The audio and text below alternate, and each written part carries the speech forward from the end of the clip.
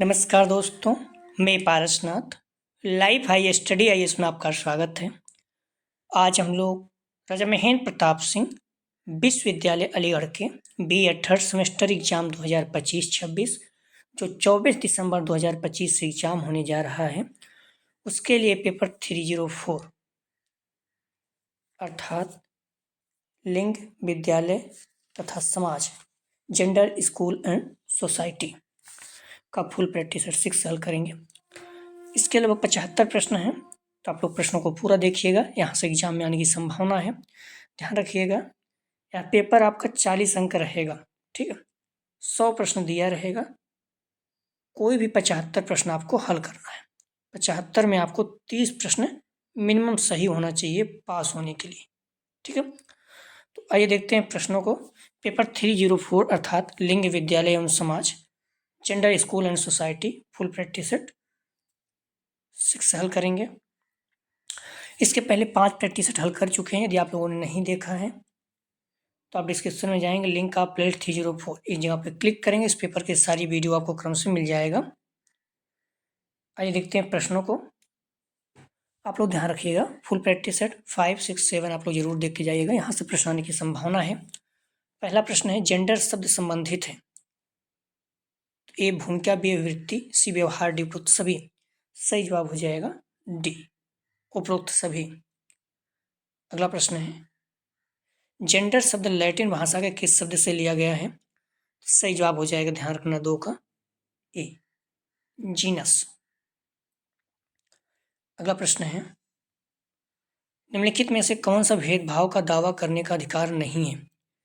सही जवाब हो जाएगा 3 का, ध्यान रखना डी, उपयुक्त में से कोई नहीं। वजन ज्यादा होना, अंशकालिक मजदूर, विवाहित होना, ये सब भेदभाव होने का कोई दावा का आधार नहीं है, तीनों नहीं है। डी, उपयुक्त में से कोई नहीं। भेदभाव को दावा करने का आधार वे होते हैं जो किसी व्यक्ति को कानूनी रूप से संरक्षित विशेषताओं जैसे लिंग, जात, धर्म, विकलांगता, उम्र आदि पर आधारित होते हैं।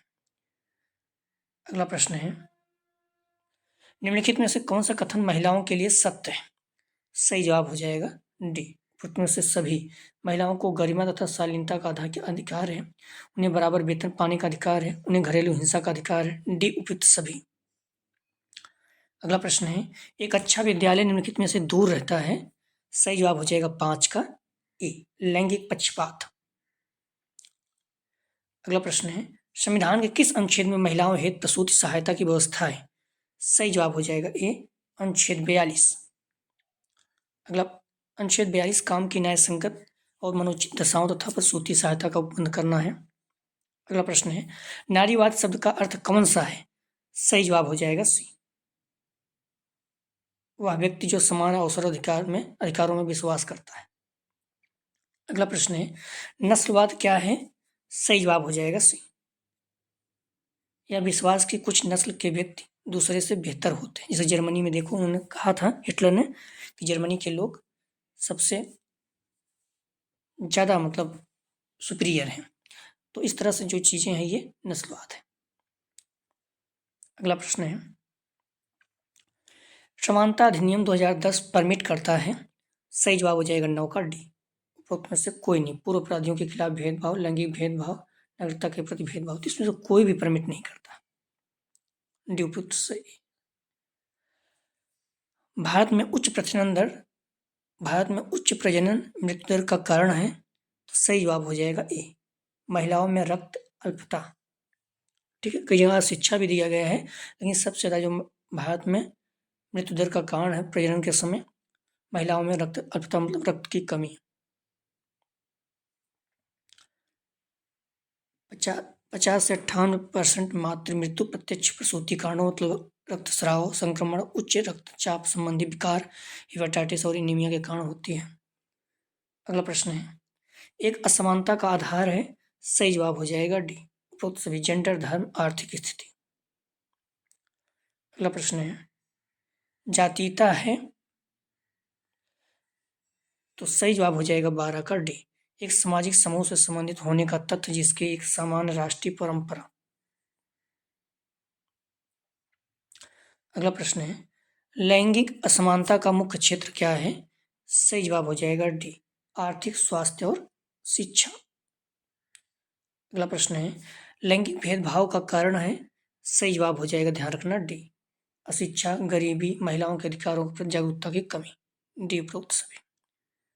अगला प्रश्न है, समाजीकरण की विशेषता है। सही जवाब हो जाएगा, डी उपरोक्त सभी। समाजीकरण निरंतर प्रक्रिया है, समूह जीवन, सामाजिक अंतःक्रिया। अगला प्रश्न है, शिक्षा में समानता की आवश्यकता है। सही जवाब हो जाएगा 16 का, डी। जीवन स्तर सुधारने के लिए, ग्रामीण तथा नगरीय असमानता को दूर करने के लिए, प्रजातंत्र की सफलता के लिए। अगला प्रश्न है, धार्मिक शिक्षा की दृढ़ता से वकालत की जाती है। सही जवाब हो जाएगा, बी, आदर्शवादी द्वारा। अगला प्रश्न है, जेंडर संबंधी मुद्दों को सुलझाने में जनसंचार माध्यम अपनी महत्वपूर्ण भूमिका निभा सकता है। सही जवाब हो जाएगा 18 का, सी, महिलाओं की सकारात्मकता प्रस्तुत करके छवि। अगला प्रश्न है, एक बच्चा सर्वप्रथम सीखता है अपने। सही जवाब हो जाएगा सी, माता से।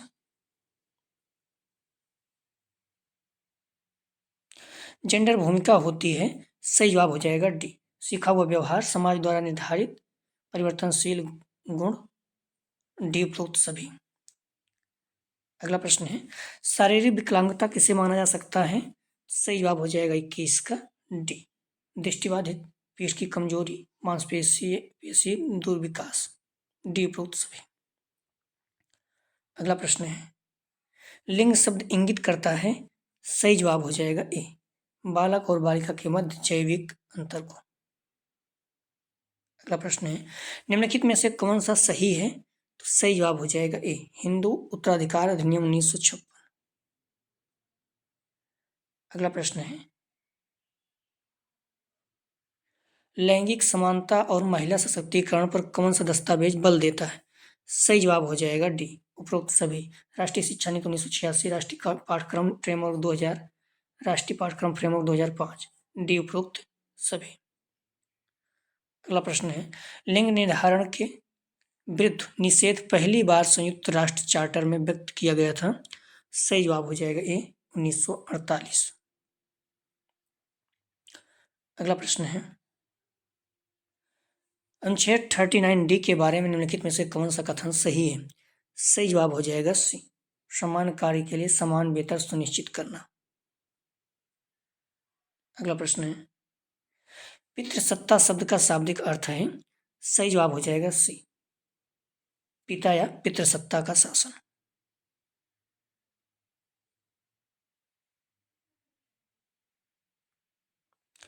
नारीवादियों के अनुसार महिलाओं के अधीनस्थ स्थिति के लिए निम्नलिखित जिम्मेदार हैं। सही जवाब हो जाएगा 28 का ए, पितृसत्ता और जेंडर के मध्य संबंध। अगला प्रश्न है, लड़के हमेशा यांत्रिकी में अच्छे होते हैं और लड़कियां कढ़ाई में अच्छी होती हैं दर्शाता है। सही जवाब हो जाएगा 29 का, जेंडर रूढ़िवादिता। अगला प्रश्न है, लैंगिक रूढ़िवादिता को संबोधित करने के लिए निम्नलिखित में से कौन सा कक्षा में एक शिक्षक द्वारा अपनाया गया प्रभावी अभ्यास नहीं है। सही जवाब हो जाएगा 30 का, बी। कक्षा में लड़के एवं लड़कियों के लिए अलग अलग बैठने की व्यवस्था करना। सही जवाब हो जाएगा 30 का, बी। अगला प्रश्न है, एक लिंग के प्रति दूसरे लिंग की प्राथमिकता या पूर्वाग्रह को कहा जाता है। सही जवाब हो जाएगा सी, जेंडर भेद। कक्षा में लैंगिक समानता की दशा में काम करने के लिए कौन सी रणनीति सही है। सही जवाब हो जाएगा, ध्यान रखना, ए, समावेशी भाषा।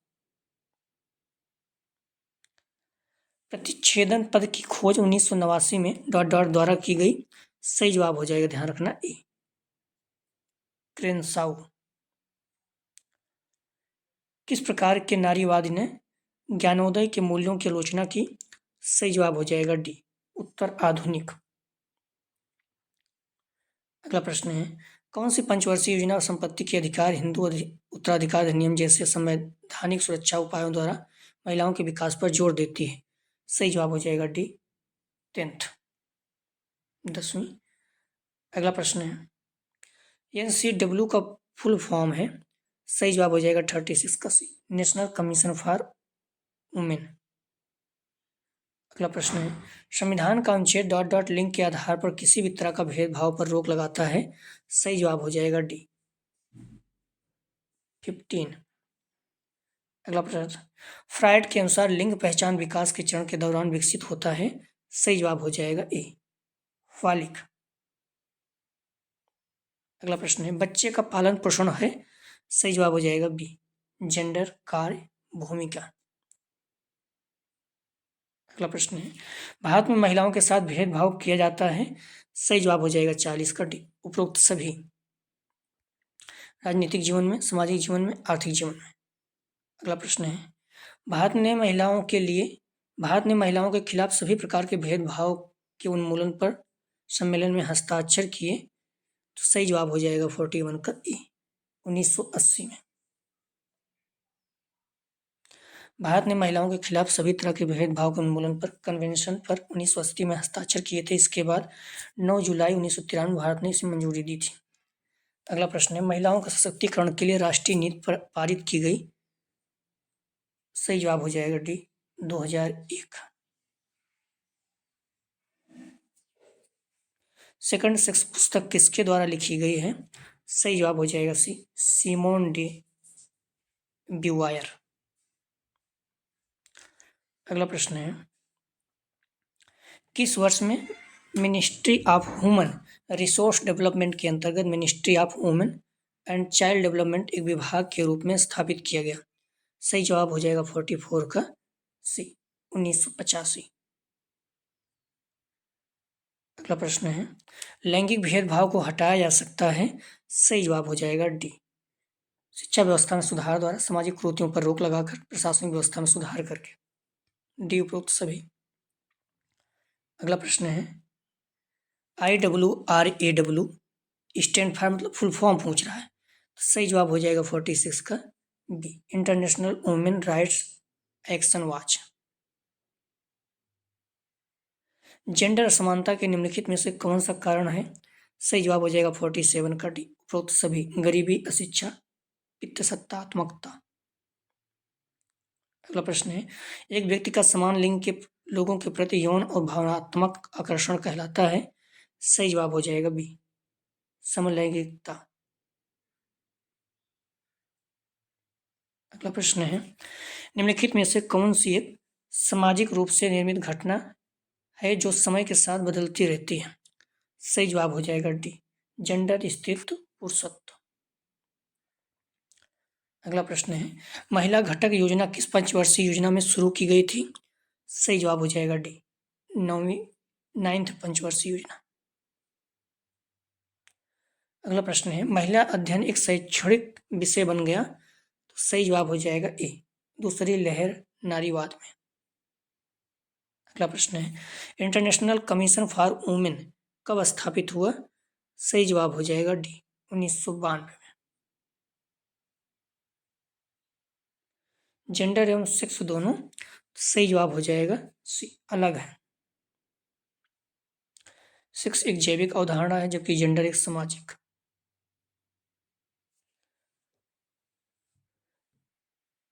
संस्कृत भाषा में कौन कौन से लिंग होते हैं।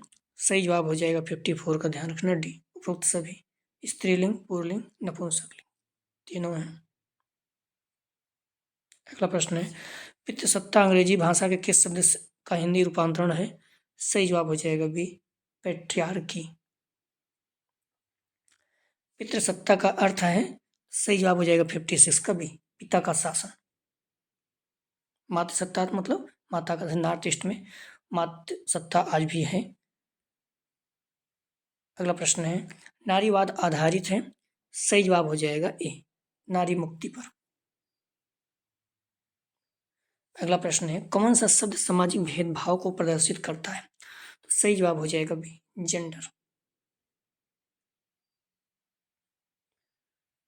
अगला प्रश्न है, लिंग विषमता का कारण है। सही जवाब हो जाएगा डी, पुरुष शिशुओं के जन्म की अधिकता, कन्याओं की भ्रूण हत्या, लड़कियों की उपेक्षा। डी, उपरोक्त सभी। लिंग विषमता के कई कारण हो सकते हैं जिनमें से कुछ ये हैं, लड़कियों की उपेक्षा, कन्याओं की भ्रूण हत्या, सामाजिक मानदंड और रूढ़िवादिता, शिक्षा की कमी, महिलाओं के लिए काम के अवसरों की कमी, महिलाओं के लिए नौकरी का अलगाव, शैक्षिक बुनियादी ढांचे की कमी, प्रशासनिक और प्रबंधकीय पदों पर महिलाओं की कमी।